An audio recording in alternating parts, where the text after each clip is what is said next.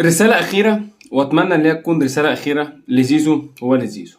زيزو النهاردة الصبح ساعة الصبح كده شرب كوباية شاي بلبن وراح جاي رايح عندنا محضر نادي الزمالك.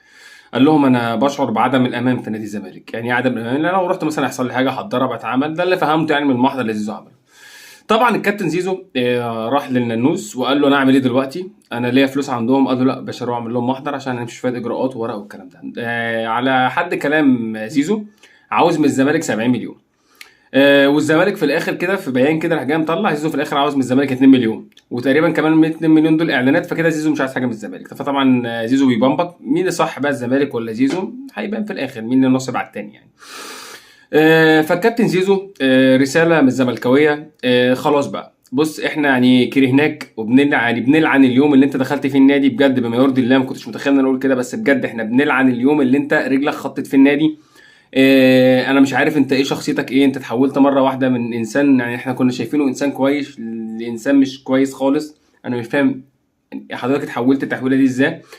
فخلاص ارجو تنسى الموضوع وروح ارفع قواضي. يعني انت مثلا لو رفعت قواضي يعني هنحبك ولا احنا كده كده كارهينك؟ فخلاص يعني رفعت ولا ما رفعتش فاحنا كده كده كارهينك، فاتكل على الله وروح ارفع قضيه وخد حقك. لو ليك حق خده، احنا كده كده المحكمه في يعني في اوضه هناك بتاعتنا، فانت ممكن تروح هناك يا معلم وتاخد حقك من هناك لو ليك حق هتاخده. فارجو ان انت تشيلنا من دماغك عشان احنا نشيلك من دماغنا عشان ما يجيش الجمهور يشتمك فانت تزعل ان الجمهور شتمك. فارجو ان انت تخف شويه اللعب، يعني مراعاه للعيش والملح اللي طفحناه مع بعض. تمام، اكيد كان في عيش وملح، اكيد كنت بتفطر مع اللعيبه في الفندق، كنت يعني مره كده جبتوا اكل واكلتوا مع بعض. فعشان خاطر العيش والملح يا عم اللي انت اكلته مع الناس دي، فارجو ان حضرتك تطلعنا من دماغك. تمام، وخلصت الحكايه وخلص المشوار. فارجو ان انت ما تقعدش الترندات اللي انت بتحبها والحاجات دي، خلاص خلصت الحكايه. انت عندك جمهور دلوقتي بيدعمك، فارجو انك تركز معاهم، وجه لهم كلام. روح لهم هناك قول لهم اعظم نادي في الجول، انا بحب الحاجات دي هم، ولما تجيب جون اوعى تنسى تعمل كده وكده عشان هم بيحبوا الحاجات دي برضه. فانا عايز اقول لك شويه تفاصيل كده، ان انت تروح مثلا وانت اما تجيب جون تعمل لهم برضو ايزيزو وتعمل كده والشعار وتعمل كده وبتاع. تمام، وشويه تفاصيل كده حلوه. هم بيحبوا الحاجات دي وبيحبوا اللي يجري ويعمل كده. الامام كان مجرى وعمل كده، نزلوا له بوست كامل قال لك المعاناه يعني اللعيب بيجري في الملعب ما لازم يجري تعبان في الدقيقه الاخيره ما لازم يتعب. فهم بيحبوا الحاجات دي. ركز بس انت معاهم وشويه التفاصيل دي هتطلعك قدام قوي مع جماهير النادي الاهلي.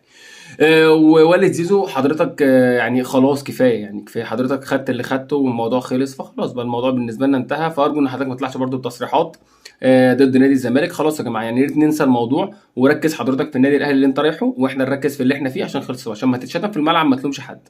انا برجو برضه جماهير الزمالك ما حدش يشتم حد يا جماعه. انت لما انت تشتمه بتديله قيمه، فما تشتمش حد. ينزل يعمل يخلي يسوي، ما تشتمش حد. تمام. كابتن زيزو شلنا من دماغك، يلا.